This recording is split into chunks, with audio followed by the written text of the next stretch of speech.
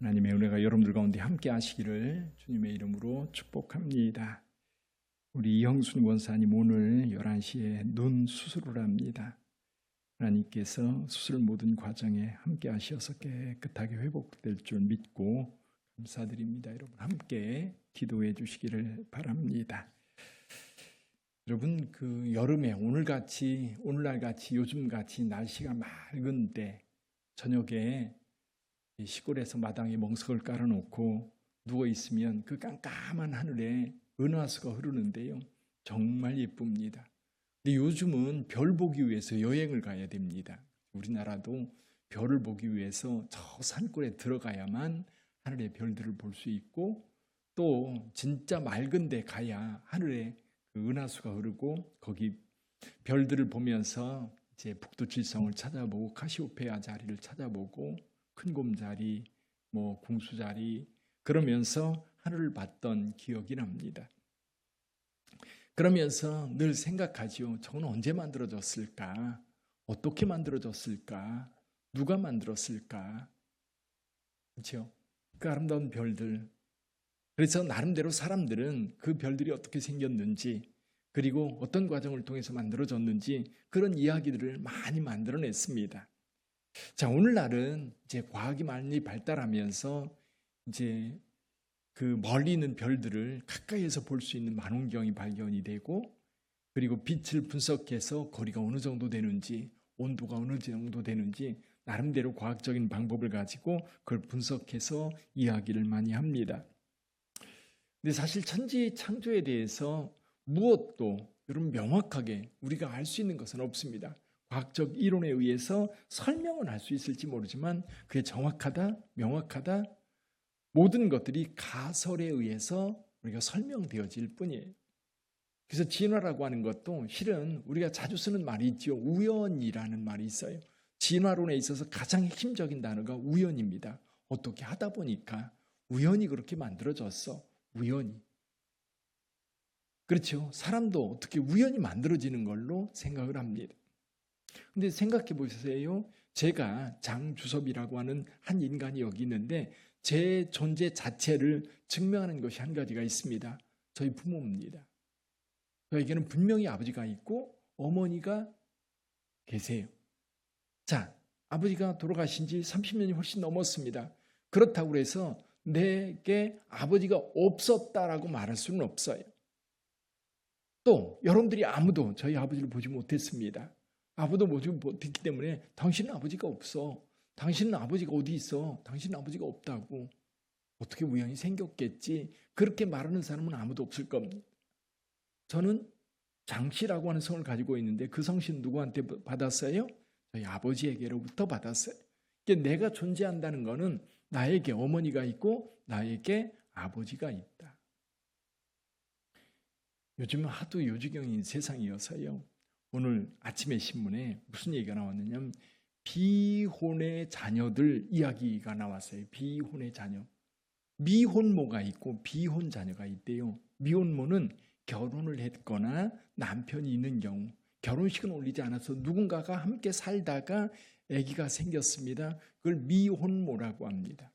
그래서 그 아이를 돌보는 법이 만들어져서 보호를 받게 되는데 비혼모가 있대요. 비혼모. 그게 뭐냐 그랬더니 그 신문 내용에 보니까 요즘은 결혼하지 않고 아기를 갖고 싶어 하는 사람이 있는 거예요. 요즘에 방송을 타고 있는 그 일본 여자분 계시죠? 예. 정자은행에서 정자를 받아서 임신해서 아기를 낳는 거예요. 그래서 우리나라는 그 법이 없으니까 유럽에 가서 이제 정자은행에 정자를 받아가지고 임신을 해서 아기를 낳았다는 겁니다. 근데 법적으로 보호받을 수 없다는 거죠, 지금. 그렇다고 해서 그에게 남자가 없는 겁니까? 누군가의 정자를 받아서 만든 거예요. 그러니까 여러분 없다고 부정할 수 있는 게 아니죠. 그렇다고 해서 그 아이의 태어난 아이가 아버지가 없다? 말할 수는 없는 거예요. 누군가는 있는 실체를 우리가 분명히 확인하기는 어렵지만 분명히 그에게 누군가 있다라고 하는 것을 우리는 미루어 알 수 있죠. 천지창조라고 하는 천지가 있다고 하는 것은 누군가가 있다는 것을 증명하는 거예요. 누군가가 있다. 누군가가. 설명할 수는 없지만 그러나 우리는 분명하게 성경에서 말씀하고 있기 때문에 천지를 창조하신 그분은 누구다? 하나님께서 천지를 창조하셨고, 언제 창조하셨어요? 태초에 창조를 하셨고, 어떻게 창조를 하셨어요? 말씀으로 창조하셨고. 이게 이제 명확한 거죠. 요즘에야 이제 처음에 이제 미국에서 미국 교육에 있어서 성경 바탕으로 교육을 하다 보니까 창조론만 학교에서 가르쳤습니다. 그러다가 진화론이라는 것이 이제 미국의 학교에 이제 휩쓸면서 진화론을 가르치지 않고 창조론만 가르치는 학교는 이제 문제가 있는 학교로 생각을 하고 전부 다 진화론을 가르쳤습니다. 근데 요즘에는 창조론도 있다라고 하는 이야기를 교과서에서 이야기를 합니다. 근데 어떤 사람들은 창조론 자체를 거론하려고 하질 않아요.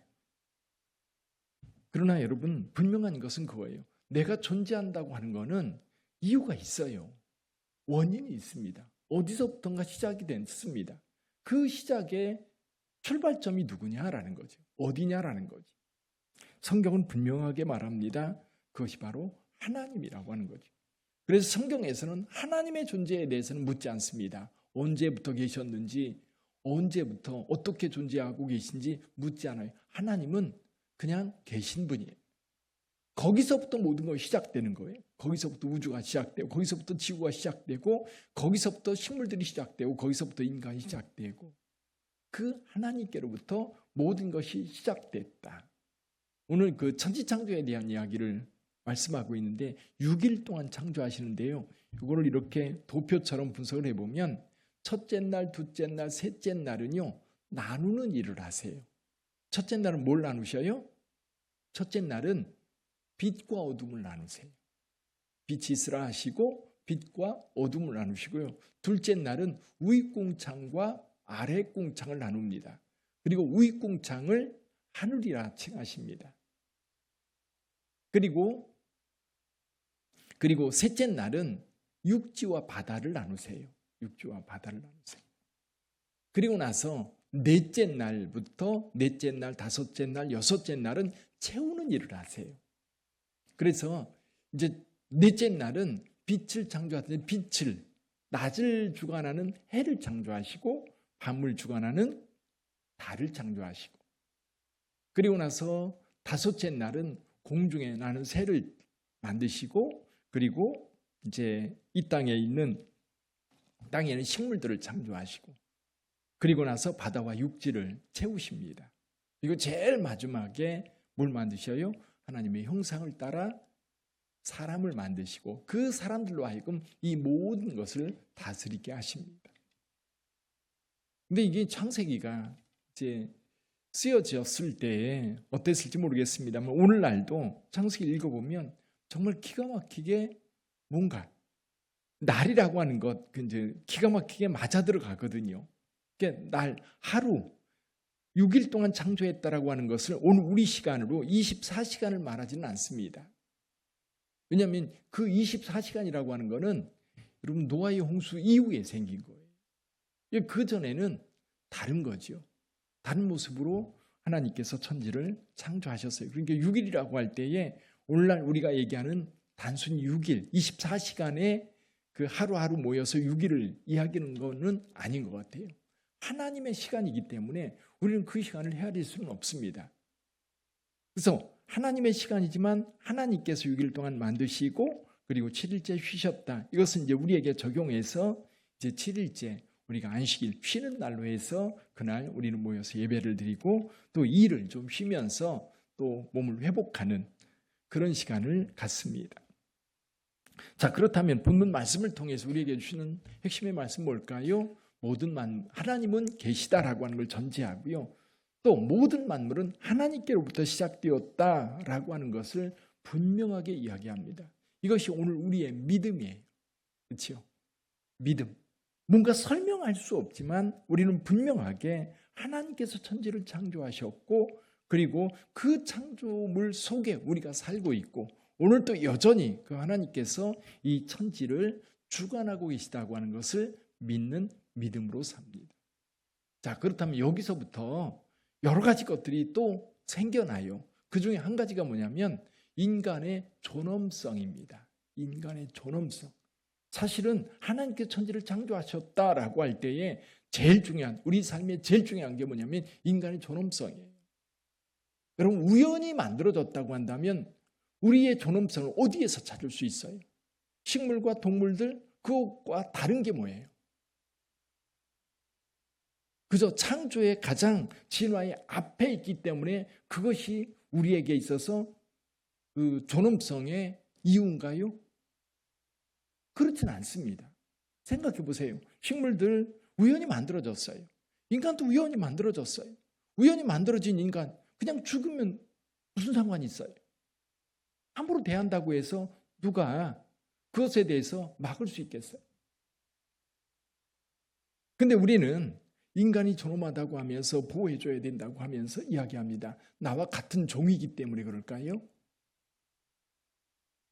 그렇진 않거든요. 우리에게 하나님의 형상이 있기 때문에 존귀한 겁니다. 하나님의 형상이 있기 때문에 존귀한 거고요. 그리고 귀하게 대접받아야 되고요. 보호받아야 되고요. 왜? 우리 안에 있는 하나님의 형상, 저 사람에게도 하나님의 형상이 있고 저 사람에게도 하나님의 형상이 있다면 똑같이 하나님의 형상을 따라 지음받은 사람들이 존귀 여겨져야 맞는 거예요. 그래서 도덕이라고 하는 부분도, 도덕적 기준이라고 하는 것도 어디서부터 시작되느냐면 하나님께로부터 우리가 창조되었다라고 할 때 거기에서 이런 도덕적 가치도 주어지는 겁니다. 그래서 신앙이 우리에게 중요한 거고요. 그 신앙이 믿지 않는 자들의 입장에서 보면 종교는 필요 없는 것처럼 느껴지지만 그 종교가 왜 오늘 우리에게까지 중요하게 여겨지고 세상 모든 사람들이 교회를 다니면서 예배를 드리고 하나님을 찾습니까? 이유는 그거예요. 우리의 존엄성의 근거가 하나님께 있기 때문에 그래요. 오늘도 여러분 하나님 앞에서 존귀한 자들인 줄 믿습니다. 내가 존귀한 거예요. 하나님의 형상이 우리 안에 있기 때문에. 그래서 그 형상을 따라 오늘도 여러분 세상 속에서 자존감 가지고 살아가시길 바랍니다. 그래서 인간이 여러분 아무것도 할 수 없는 1급 장애인이라 할지라도 그가 귀한 이유는 하나님의 형상이 있기 때문에 그런 거예요. 아무것도 할 수 없이 그냥 누워만 있어도 옛날 고려장이라고 하는 거 생각해 보세요. 고려장. 왜 고려장이라고 하는 게 생겼을까요? 쓸모없다고 생각한 거예요. 나이가 들어서 더 이상 몸을 움직일 수 없고 돌봄만 받아야 된다면 그는 쓸모없는 인간이라고 생각한 것이 사람들의 사고방식이었던 거예요. 왜? 하나님이 없으니까. 그러나 우리에게 하나님의 형상이 있다고 한다면 여러분 우리는 존귀한 자인 거예요. 여러분 모두가 존귀한 자고 여러분 주변에 있는 사람들도 존귀하기 때문에 보호받아야 되고 그리고 사람 대접 받으며 살아가야 되는 겁니다. 그 은혜가 바로 이 창세기 1장을 통해서 우리에게 주어진 은혜인 거지요. 그래서 여러분 오늘 하루를 살아갈 때도 하나님의 섭리에 대한 믿음 그리고 하나님의 형상을 따라 지음받은 존귀한 자로 오늘 하루를 사시기를 주님의 이름으로 축원합니다. 기도하겠습니다.